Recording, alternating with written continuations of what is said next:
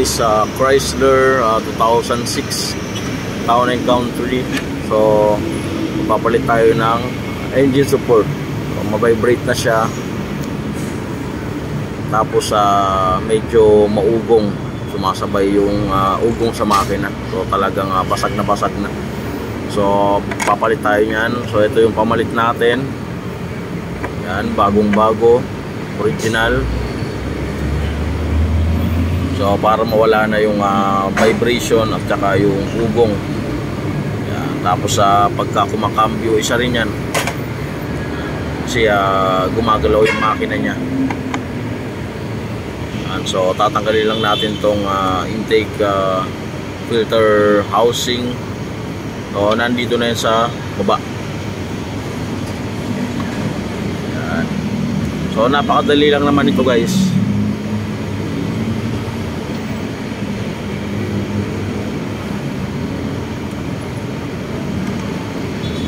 Yan.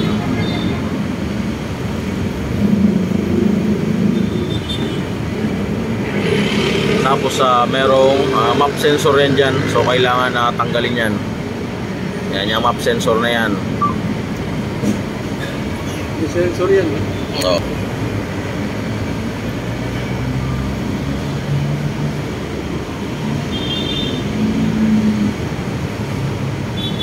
tapos itong filter housing na.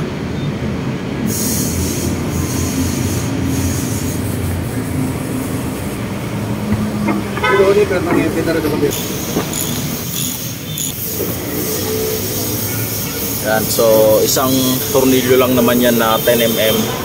Tapos iaangat na.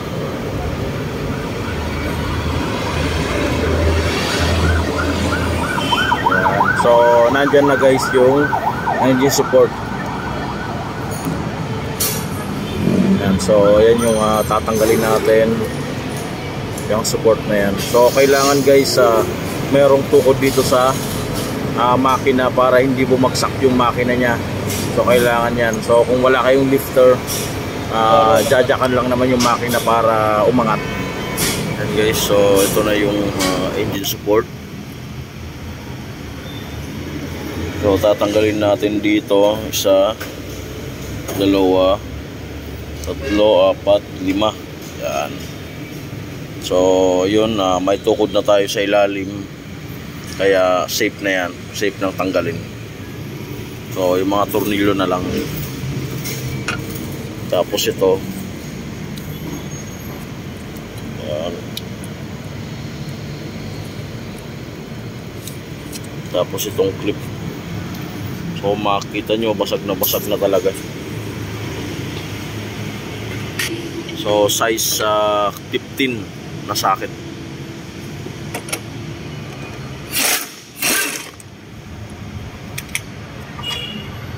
Pun, hindi pagbutang siton.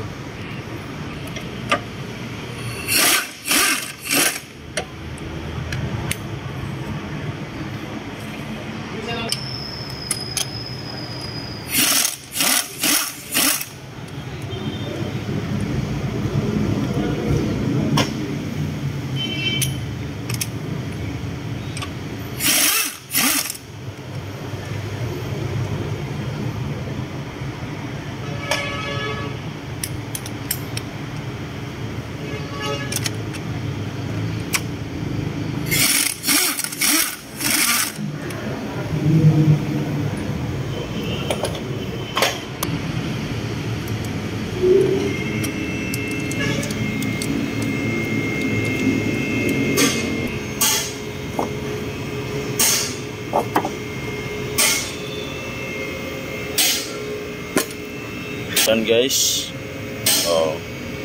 So itong ground ilalagay pa natin dito. Lilipat natin yan.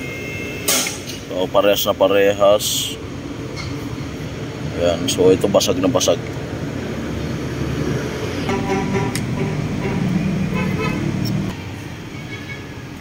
Yan. So ito na yung ground.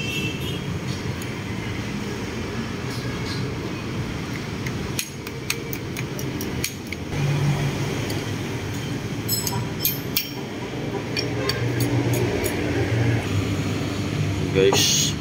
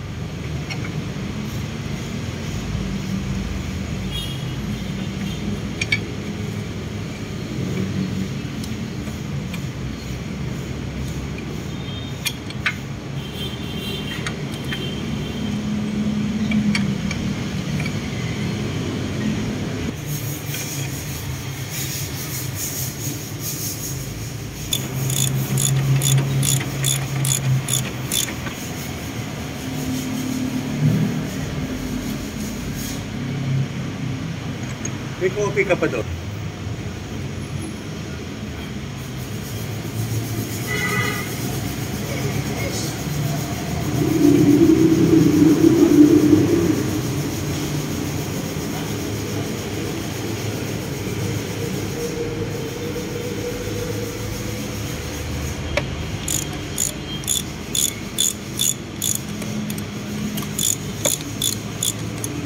So kailangan guys mga nakakapit yung thread niyan bago impakin dahil mahirap pagka nalulus thread.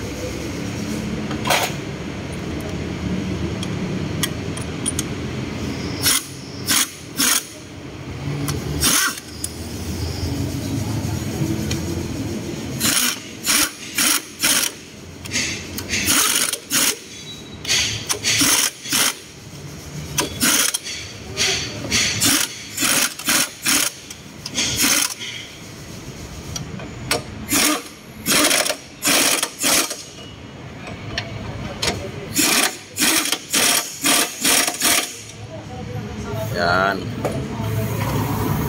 Tapos ito guys, pagkalimutan.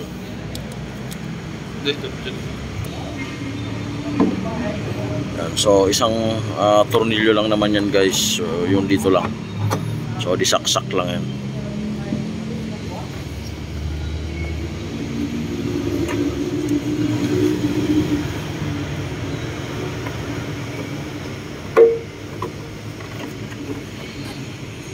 Sa ilalim, okay pa yung mga support ha.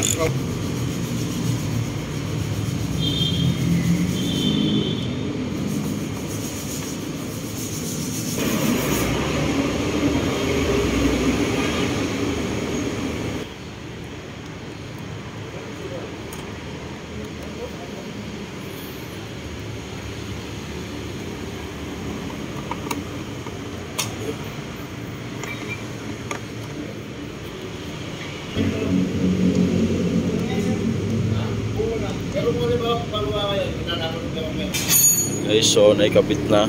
So paandarin na natin. And guys, so nawala na yung vibration niya. Okay na siya. Yan.